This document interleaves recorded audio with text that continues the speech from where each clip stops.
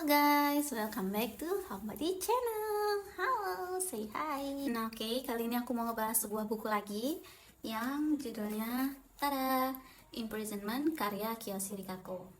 Nanti cover jelasnya aku taruh di sini ya. Nah, buku Imprisonment ini itu tuh ditulis oleh Kiyoshi Rikako. Pasti udah pada tahu kan ya, penulis dari Holy Mothers, The Dead Returns, Girls in the Dark, dan masih banyak lainnya. Jadi novel ini tuh diterbitkan pertama kali tahun 2021 dengan judul Kankin.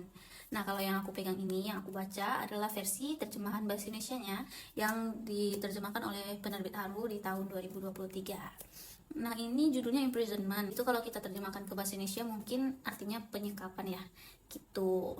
Nah, ini bukunya tebalnya 276 halaman, nggak begitu tebel, dan genrenya ini adalah misteri thriller. Salah satu genre kesukaanku ya, aku tuh suka banget buku-buku yang genrenya misteri, baik itu misteri detektif, thriller, dan lain-lain. Jadi aku penasaran banget nih untuk baca novel ini. Nah, yang buat aku tertarik baca novel ini tuh sebenarnya ada dua ya. Jadi yang pertama itu blurnya, itu bikin penasaran banget. Dan yang kedua yang bikin aku pengen baca buku ini itu adalah tentunya nama Kiyoshi Rikako itu sendiri, yang nggak pernah mengecewakan sama sekali. Jadi kalian kalau udah pernah baca karya-karya Kiyoshi Rikako sebelumnya, kalian pasti bakal penasaran dengan karya-karyanya yang lain gitu. Nah, di sini aku mau cerita sedikit ya. Jadi di sekelilingku itu nggak sedikit ya, nggak sedikit ibu-ibu yang mengeluh atau struggle lah tentang pengasuhan anak ini. Apalagi untuk ibu-ibu baru ya, khususnya yang baru pertama kali punya anak, mereka itu pasti sering cerita kalau mereka itu terkendala dengan nyari pengasuh anak yang terpercaya, terus apalagi mereka harus merawat anaknya seorang diri, dan mereka itu kebanyakan juga cerita kalau malamnya itu hampir nggak bisa tidur, padahal paginya harus sudah berangkat kerja lagi kayak gitu. Terus nanti pas mereka di kantor juga itu mereka pasti kepikiran sama anaknya dan rumahnya gitu kan. Nah, sebenarnya ini tuh relate banget ya dengan novel Imprisonment ini. Jadi ini termasuk salah satu poin utama yang ide utama dalam novel ini. Jadi pertama-tama novel ini tuh sebenarnya diceritakan lewat dua sudut pandang suami dan sudut pandang seorang istri. Nah, jadi si istri ini dia bernama Yuki ya, bekerja sebagai perawat. Nah, dia tuh udah merasa kewalahan harus mengurus anak sambil bekerja, apalagi kan dia itu jam kerjanya itu di shift malam ya, jadi dia kerja mulai dari setengah 5 sore sampai setengah 9 pagi keesokan harinya. Dan dia itu merasa kewalahan juga karena dia merasa kalau suaminya ini nggak membantu kurang membantu lah dalam mengasuh anak ataupun membantu pekerjaan rumah tangga. Nah, akhirnya dia pun memutuskan untuk resign di tanggal 24 Desember, yaitu sehari sebelum Natal kan gitu. Nah, jadi di novel ini kita akan diajak mengikuti si Yuki dalam melakukan tugasnya di hari terakhirnya. Jadi memang latar waktunya itu banyakkan di tanggal 24 Desember ini aja ya, tadi satu hari itu aja. Nah, di beberapa bagian kita itu bakal dibawa flashback ke beberapa masa yang lalu gitu kan.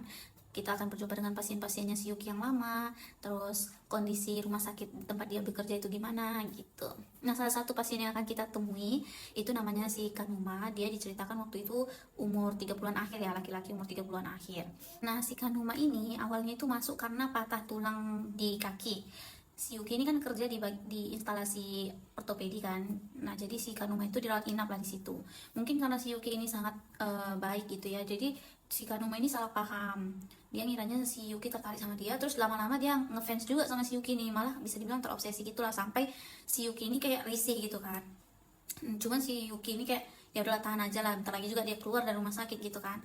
Dan ternyata nggak sampai situ, setelah dia keluar dari rumah sakit nih, udah sembuh gitu kan penyakitnya, maksudnya udah boleh pulang, nggak lama dia balik lagi. Kali ini dia patah tulang di bagian paha. Kalian tahu kenapa? Ternyata itu dilukainya sendiri gitu lah. Karena udah risih dan terganggu, akhirnya kan si Yuki ini minta pindah ke instalasi lain. Pindahlah dia ke instalasi, ada pernah dia pindah ke udah beberapa instalasi, ada instalasi mata. Beberapa waktu kemudian si Kanuma itu datang ke sana minta dirawat inap karena matanya dirusaknya sendiri guys. Pernah juga, pokoknya dia si Kanuma ini dia sampai bahkan nelan paku, nelan apa, pokoknya dia sampai melukai dirinya sendiri supaya bisa dirawat di rumah sakit tempat si Yuki bekerja. Terus akhirnya kan rumah sakit juga turun tangan, mereka bilang ke si Kanuma kalau si Yuki ini udah berhenti. Setelah itu tenang lah ya guys. Jadi dari deskripsi tadi kita udah bisa menyimpulkan ya kalau si Kanuma ini psiko gitu. Dan si Kanuma inilah yang menjadi biang konflik di novel ini. Jadi pas di malam 24 Desember itu, saat si Yuki lagi shift malam nih di rumah sakit, dia menculik suami si Yuki yang lagi libur di rumahnya, di apartemennya, merawat anak mereka yang masih balita itu gitu. Diculik, disekap di sebuah gedung ya untuk dibunuh gitu. Nah, penculikan dan penyekapan inilah yang diceritakan lewat POV si suami gitu ya. Nah, yang menarik dari novel ini itu sama dengan karya Kiyoshi Rikako yang lainnya yang sebelum-sebelumnya udah aku baca, itu adalah plot twistnya. Kalau kalian mikir kalau konflik antara si Kanuma tadi terus si Yuki sama suaminya itu adalah klimaksnya gitu, atau cuman sampai di situ aja, nah kalian salah. Kenapa? Karena masih ada satu konflik lagi yang nggak kita sangka-sangka.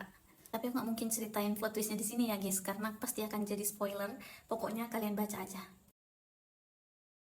Jadi novel ini rekomen banget ya buat para pecinta misteri dan penggemar Kiyoshi Rikako. Alur dan plot twistnya itu menarik, terus gaya bahasanya juga gampang dipahami. Nah, di sini juga aku suka latar belakang pekerjaan si Yuki yang merupakan seorang perawat, yang mana meskipun sedikit yang ngebuka mata aku tentang pekerjaan perawat yang gak bisa dipandang sebelah mata. Karena ada banyak tuh orang yang kayak menganggap remeh perawat, apalagi dibandingkan dengan dokter. Padahal dua-duanya itu sama-sama penting dan sama-sama berperan gitu loh. Nah, terus lagi-lagi aku mau ingetin untuk baca buku sesuai umurnya ya, sesuai saran umurnya. Di sini dia untuk 15 tahun ke atas, karena di sini ada kayak pembunuhan dengan senjata tajam yang sampai berdarah-darah, terus ada melukai diri sendiri, itu yang mungkin bisa jadi trigger warning juga. Jadi ya please be wise kalau mau baca buku ini. Aku kasih rating 4 dari 5 untuk novel ini. I love this book dan aku pasti bakal baca karya-karya Kiyoshi Rikako yang lain. Ya mungkin segitu aja, sampai jumpa di buku berikutnya.